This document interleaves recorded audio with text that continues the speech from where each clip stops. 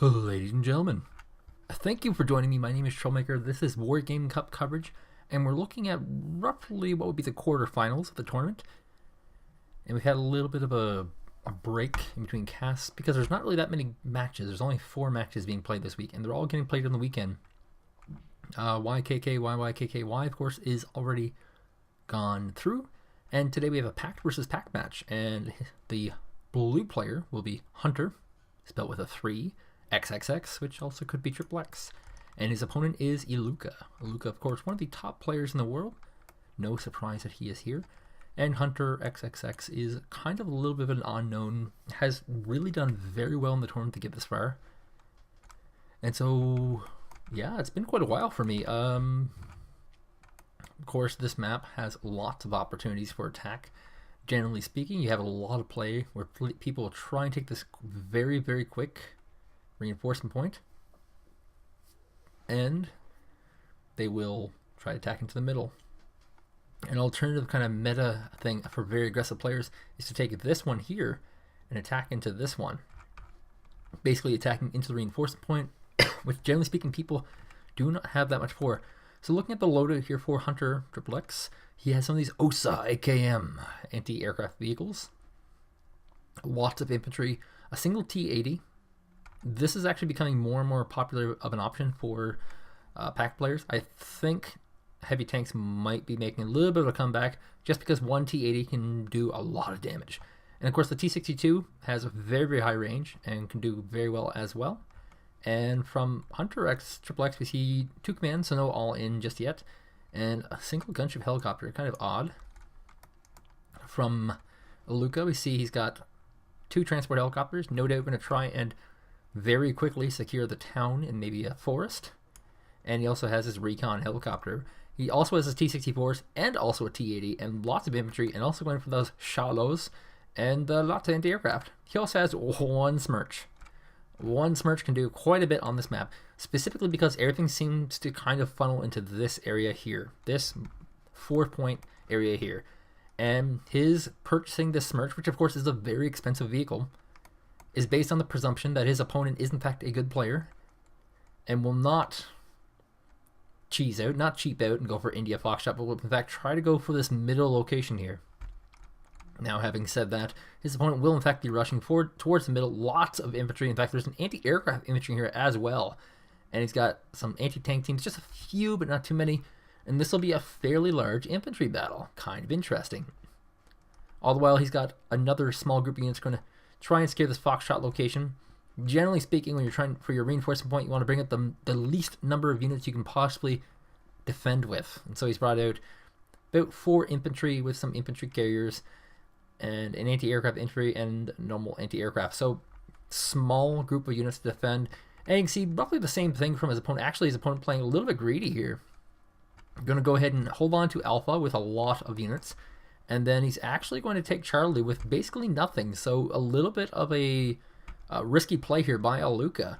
But having said that, we have a single transport helicopter dropping off the all-important VPZU, which will remain mostly invisible. It's going to try and get as forward a location as possible.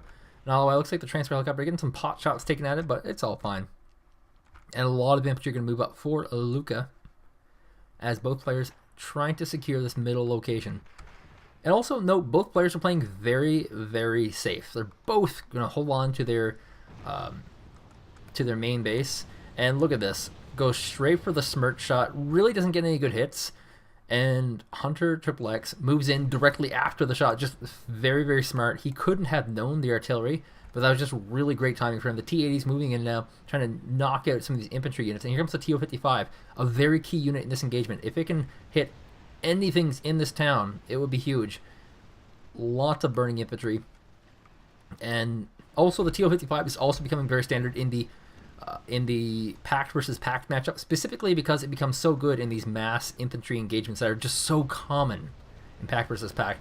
And we're seeing a little bit of mismanagement here by Hunt3r xXx, trying to get these infantry around, but it looks like they're going to mostly get taken out in the meantime. And looking at the Hunt3r cam, he doesn't actually know the VPZU is there. He's just kind of blindly firing at it. And he is cleaning up pretty much all the infantry in the middle, giving him a fairly significant lead. Getting these vehicles, of course, would also increase his lead just a little bit. There are some vefed cavalry trying to move into town. He's picking them off as they move, though. And at a very early lead for Mr. Hunt3r xXx. There's a small group of infantry here that were trying to take this location, but Hunt3r xXx very quickly rallying out a recon helicopter and a gunship helicopter. So that kind of explains the lack of recon in the opening. Of course, not having a recon helicopter ends up being very risky for this tournament specifically, because if you don't have a recon helicopter, you can't actually scout those kind of things. And there's four Grensers here left. Of course, they're not particularly a potent unit. They only come with 5, and they're very easily killed and quite expensive. So these shallows will continue pushing forward, trying to do more and more damage. And now it's going to be shallow versus shallow. Of course, this is a 0 veterancy taking on probably 1 veterancy by this point. No, this is a 2. And we have all 2 veterancy shallows. If you can get the T80, that would be a killer. But I don't know if he actually sees it. Of course, he does actually. Now, Elukka's not dumb. He realizes, of course, that if he loses that T80, he might as well quit. And so it looks like these shallows will be forfeit, and this could give a significant lead to Elukka. So we see some pretty good mirror match action so far, as the remainder of these anti-tank or these tank destroyers are just getting completely cleaned up by the T64. And here comes 2 more. A little bit late to the battle. Here comes a flock of infantry. Not sure what he intends to do with these, knowing full well that there's so much stuff here. Looks like he's just mostly throwing them away. Elukka now about 200-ish points ahead. Quite significant. And realistically, I just don't understand what he's doing here. Might be forfeiting them. He might be too dedicated with them to actually run away. And the T80 and the T64 are going to run away in fear of what's coming. And these infantry corps could soak for something, but there's really nothing moving up. The T80 is moving up, though. And T64 and T80 are going to completely retreat from this location. And of course, he doesn't actually know there's nothing in here. He's retreating on the expectation that this is all infantry. So, very good reaction from Elukka, and Hunt3r xXx does in fact secure pretty much the middle location. He's going to move his command armor in right away, and actually he's got 3 command armors now. He's taken the India location, also known as the Ivan location, and he only has 1 anti-aircraft here, being very greedy in that regard. And as far as greed goes, so is Elukka. Charlie is very weak, and Elukka will be moving up this command armor to the Bravo location for some brownie points. And so now Hunt3r xXx with a very massive economy right now will be playing catch up. All the while, Elukka, who has a much smaller economy, will need to either get another command armor out, or he'll need to mobilize quickly and do some pretty serious damage before just the sheer numbers will overwhelm him. And it looks like the OSA might be able to take out a recon helicopter. Nice little snag here for Hunt3r xXx, if he can get that. Nope, it looks like the recon helicopter will run out of range. And now we're entering the mid-game. Speaking of which, T80 looks like he's going to get some open field shots on this T64. Will it get away in time? Looks like it just might run out of range. And this is actually a really great location for this T80. It's going to be largely invisible. The VPSU should not be able to see this. Absolutely cannot. And it will be able to pick off pretty much anything comes here. Now he's going to move it back. He doesn't want to risk it. That's the big thing about the T80s, is that they're a very risky vehicle to deploy. And if you lose them, you might as well just throw away the game. This VPZ will be forfeit. It does get a full Moto Cherokee squad before it dies. And looks like that's probably about all you'll get. T80 is going to lend a little bit of support to this, and that could signal a fairly consistent turnaround here. So we have 2 infantry coming in with a Scott. Oh wow, he's actually going to do somewhat of a multi-prong attack here with infantry.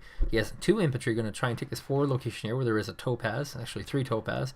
He has another Mott Schutzen coming around the side here, and then another group of going to try and come around this side. So multi-prong tacticking here by Elukka, and so far it's paying off. He's gotten rid of 2 topaz so far. He's got an anti-infantry vehicle here, and if he can just sneak in here, he can get some pretty serious damage done. The T-62s will shut him down. The T-80 is going to peel back, and ooh, getting some harsh shots off. He's now down to 4 hit points. The Mott Schutzen's going to take position in the woods, and he's actually using the Scott for vision right now. He just wants to spot what's in the woods here.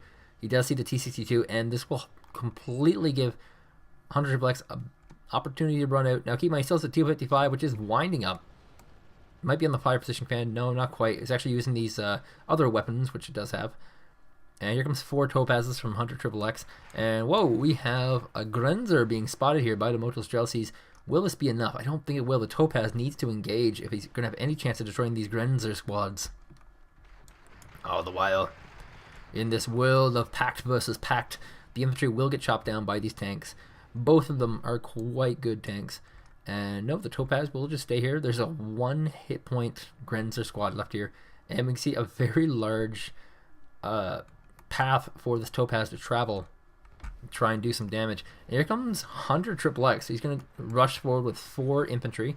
He should be splitting these up relatively soon if he wants to do any kind of damage before they go into, there you go, 1 split. Will he do more splits? The only one he split off was actually the one with high morale. And looks like this forest location will get cleaned up here for Hunt3r xXx, who's still 200 points behind, still has a lot of room to gain. And Elukka is just trying to pick off the points where he can right now. He sees a squad in the open, he moves a shallow around. Small little niblets to try and get himself back into the game. Hunt3r xXx is kind of hoping that his advanced economy and his seriously high amount of units will get him the win.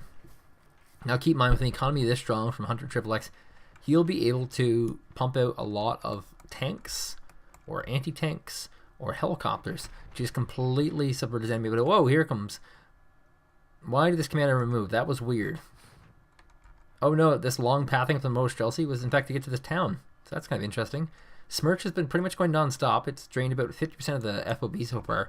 And actually, once the FOB is drained, it'll be very, very hard for Elukka to stay in. So far, Hunt3r xXx is just keeping pace. But once the artillery fire is gone, that's going to be a lot of points per second that will be lost. Specifically because of how clumped up right now the units of Hunt3r xXx are. And here comes 1 Dana out. And looks like he's trying to hit these T-80s with some nice precision fire. And already the Motos Drelsies are sort of paying themselves off, getting some pretty serious damage done to the transport helicopter. Kolos, however, is able to escape scot-free. A little bit of Wargame European escalation humor there for you. Just really good placement, actually, for Hunt3r xXx. Has a nice little containment here. And has units positioned pretty much everywhere to cover any sort of advance. So he's playing very safe in basically a point in the game where most players would be going very aggressively. Now, you see 1 Conqueror's coming out. This is going to be a defensive unit. This will not be used aggressively. Yes, he will in fact be placing it probably along the bushes somewhere. And the goal of the Conquerors is pretty much to take out units like the T-62. But no, it's actually going to wind up right in the open and gets 1 shot off at one of these Scott vehicles. Kind of a waste of ammunition. And T-55s in the woods are actually doing fairly well, just getting nice little pot shots off. And T-55s are your cheaper tank. They're not particularly good, but they do fairly good damage against infantry. And that's one of the nice things. They're a nice anti-infantry emergency vehicle. So the Motos Shootsman's going to do a little bit of damage, but for the most part, actually, whoa, with the Smirch fire, he actually completely cleans out this location. That was some pretty silly damage from the Smirch. Now we're seeing Hunt3r xXx with basically double, and it's actually starting to get pretty desperate here for Hunt3r xXx, who was losing in such a massive way. The income advantage is not really paying out yet. There's still 25 minutes, and I've seen people come back from worse. But this is Elukka. Elukka is one of the top players in the world. And for him to lose at this point, it had to be something serious. Now keep in mind, in the last round, and he almost lost to a just a normal player. And he only survived because the Smirch accidentally killed off 2 command armors in a row. 1 volley, then the next volley. So there's a lot of things to keep in mind here. Although these are some of the top players in the world, they are not without faults, sir. So 300 point lead for Elukka. The Dana, of course, will make a difference. It will keep up par with the Smirch, but however, there is no FOB on the map for Hunt3r xXx. Basically, if you want to open with an artillery, it's quite valuable to have an FOB available for it, just so you can keep that artillery piece firing the entire game. If you have to purchase supply trucks constantly, you're going to be in trouble.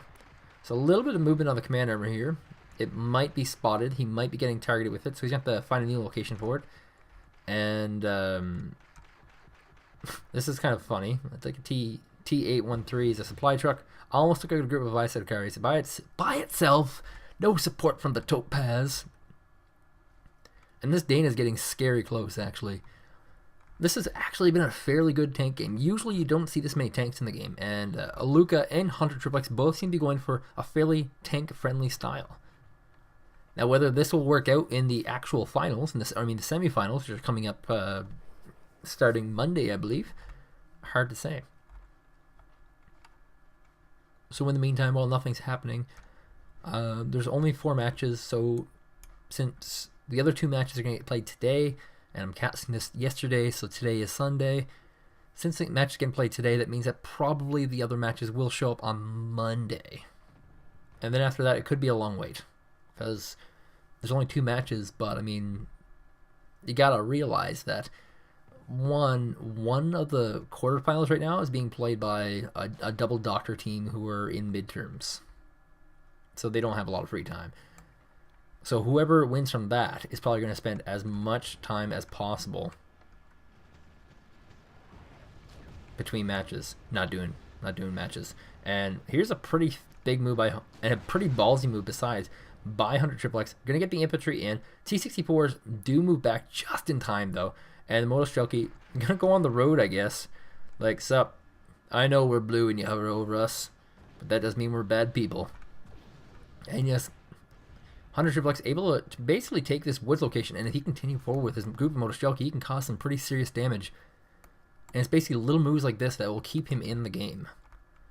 And it sounds kind of bad, keep him in the game, but you got to realize he's 300 points behind. He does have a very massive points lead, and whoa, Smirch is out. That's a scary sight. So he has a Dana and a Smirch, and that's a superior income bid. And we have a little bit of an ambush here. Motschuten's going to take out this southern location. There is a recon helicopter here completely out of fuel.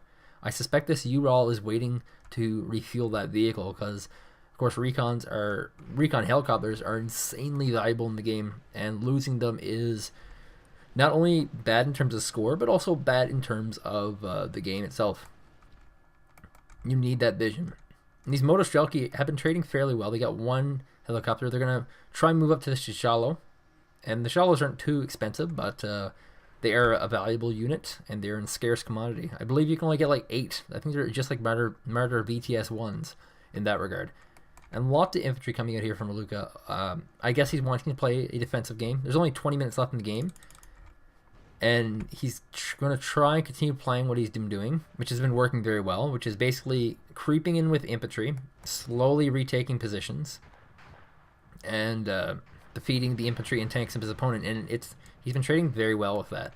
The Motostrelki of Hunt3r xXx trying desperately to get some of these heavy tanks, but unfortunately they're pretty well killed. And now we're going to go into a little bit of preparation. For Hunt3r xXx, it's going to be planning time because he has to figure out a way to get back in this game. Easier said than done. Now you can do it by artillery fire. It's possible, but it's hard. And he's actually going to lose India. A Grenzer squad has basically scared him out of India. No, he's actually going to go crazy. He's going for Delta. This is a crazy, bold play. He's going to now get 1 more point every 5 seconds, and he'll be able to afford a lot more units than his opponent can. All the while, it looks like this commander were almost getting hit by some fire there. Was forced to pull back. And now we're seeing a little bit of a tank battle here. Lots of T-55s coming in, some T-62s here. And the T-55s will lead the charge, will do the spotting for the T-80 and the T-62 in the back. And if he can trade basically some units here. Oh my god, BMP cavalry tank going to run forward. This is ballsy. The T-55s are getting mostly pretty well cleaned up here. All the while up top, we have a flock of gunship helicopters are going to come in. There's a single Przik Igla here, but there's not really much defense. And there's really not many units here, period, anyway, for him to kill off. So it's not too important. The Smirch, of course, is the target, but the Smirch will escape as these helicopters are too busy dealing with these Przik Iglas and trading relatively poorly. Keep in mind, Elukka not so far ahead, however. He is now only 100 points ahead. This tank kerfluffle in the middle has basically got him back in the game, and looks like he's trying to invest too much to get rid of these Przik Iglas. Using his helicopters to get rid of anti-air is never a good play. It looks like he's going to try and target down the FOB. It's worth 100 points, and in fact, he's not able to kill it. If he was actually able to get the FOB, he would have a significant lead. Right now, he has what I call a minor lead, which basically means that he's barely in the game. Elukka, however, is in quite problematic situations right now. This little tank push, which basically destroyed a lot of stuff, was successful in removing Bravo, and now there's a massive difference in income between the two. See a deployment of infantry here, and the thing is, for Hunt3r xXx, he can trade a lot of units in exchange for very few units at this point because he can produce so many. His goal right now is not to tactically outposition his enemy. He can't win that fight. That's not a fight you can win when you're playing macro. When you're playing macro, you want to make a bunch of units and kill your opponent. You can expand and get more units, which at this point in time is not really worthwhile. But once you get to this point where you have all your money and it's kind of finally coming into effect, you have to go for a kill. This kind of planning has to pay off, and right now Hunt3r xXx is definitely showing how it's done. Planning has paid off. He's going to continuously fuel up the Danas and the Smirches and fire with them, but right now he's got great position. As well, he's able to use these T-62s to pick off a lot of units out in the field, and he's going to feel really bad about having this T-64 here. That was a huge kill. And will he be able to fire back? That's a big part of this. He's going to pull back instead. Will another rocket go off? That's a good question. Here comes the rocket. Will it connect? And it misses. Okay, so one T-64A will survive. And here comes a small group of infantry here for Elukka. And there is a Przik Igla here, but there's also a gunship helicopter. A full-on retreat here by the SPO via the route command. And he might actually just lose this piecemeal. Things are not going well for Elukka. He had a very, very strong entrance. But now that we're into this late part of the game, he's basically struggling to stay in there. The economic advantage for Hunt3r xXx has kicked in, and he's been able to really turn the tide of this game in such a very major way. And now he's still trying to be sneaky. He hasn't found this Grenzer squad here. Like, it's only one dude, and, you know, like, it shouldn't be too hard to kill. Oh, Mott shootings looks like they will be get done. That was like a whole bunch of words that weren't words. Let's try that again. Looks like the Mott shootings will get gunned down. I did it again. By the BTR 60 pie, my favorite. I love pie. That's a slow and agonizing death. Mott shootings on full retreat across the bridge. And, you know, men are getting killed left and right. It's nothing particularly good. Whoa, here's an interesting choice. And he's chosen this too. He's chosen to get a T-80 BV. Because I know he didn't have that before. And he's going to use this to try and pick off whatever he can. Now here comes a supply truck to resupply his T-62, which has the very long range rockets. Will be able to hit a lot of the targets here. And the T-80 is now out of rockets. Is moving up on the right click command. Not good. Here comes an infantry squad. Going to clean up this Mott Schutzen and take position in the woods. This will basically put the foot down for Hunt3r xXx, who will now be able to put some serious pressure on the Charlie base.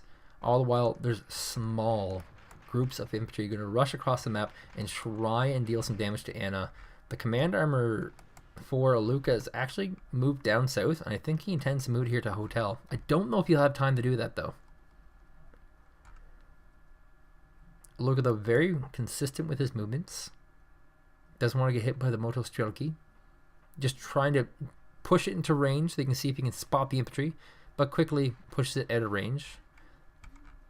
Nice little micro technique there. And whoa, a VPZU is going to get caught out in the open. That's actually a lot of VPZUs. And a transfer helicopter trying to drop them off. It's at that point in the game where Elukka is actually quite far behind. And the difference between Hunt3r xXx and Elukka right now. Hunt3r xXx was behind because he was in a situation where he was banking on a lot of money. So he was basically defending and surviving. His goal was surviving. And right now, Elukka has basically lost the game. He is no longer in a position to survive, and it's just going to be more and more units coming out here. 400 XXX. Here comes some BMP2 infantry fighting vehicles. These are expensive infantry fighting vehicles. I mean, you're seeing the highest quality, the best stuff out of 100 XXX, and that's actually quite noble and bold and skillful and all sorts of other interesting choices of words. The reason why it's bold is because if he was to lose one of these tanks, he could lose the whole game, right? If he lost two of them, he only have to lose 2 vehicles, and that'd be it. So for him to not lose any of them is quite skillful, and he's just taking a lot of kills. I often compare them to high potential, but high cost, and it's a risk. It really is, and this 400 XXX is clearly not a risk. He enjoys this style of play, but for most players, it ends up being very risky to use these kind of vehicles. And this Anna base is now basically killed. The FOB was taken out. That was 100 points. The Spadokronarskis have really liberated the woods. And in fact, the command armor for Elukka getting pulled back from Charlie a little bit preemptively, a little bit frightened, of course. He could lose this any time. 100 XXX not going to take the cheap path, not going to go for a lot of helicopters or anything like that. He's going with nice standard tank play. Haven't seen tank play in this tournament. We've seen anti-tank play.